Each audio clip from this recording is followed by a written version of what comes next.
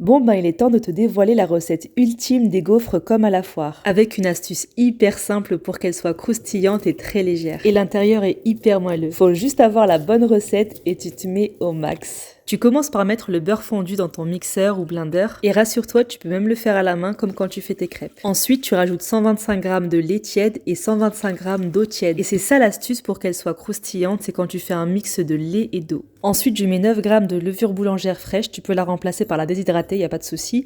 De toute façon, je te mets les quantités en description. On enchaîne avec 125 g de farine et 100 g de maïzena, 30 g de sucre, un petit peu d'extrait de vanille, un œuf entier, et on finit par un peu de sel. Après, c'est très simple, tu mixes tout ça. Si tu as le Thermomix, tu le règles pendant 30 secondes à vitesse 6. Une fois que tout est bien mixé, je laisse reposer la pâte à température ambiante pendant environ 1h30. Franchement, je suis trop contente du résultat. Et ceux qui se moquaient dans les commentaires en disant qu'il était impossible de faire des gaufres de foire avec un gaufrier à 30 € et et ben je vous prouve le contraire aujourd'hui. Bon là, j'ai mis un petit peu d'huile dans du sopalin pour graisser légèrement les plaques de cuisson juste avant la première gaufre. Je ferme et j'attends que le voyant vert s'allume, ça veut dire qu'il est suffisamment chaud pour pouvoir mettre ma pâte. Et je retourne directement le gaufrier, je laisse cuire tranquillement.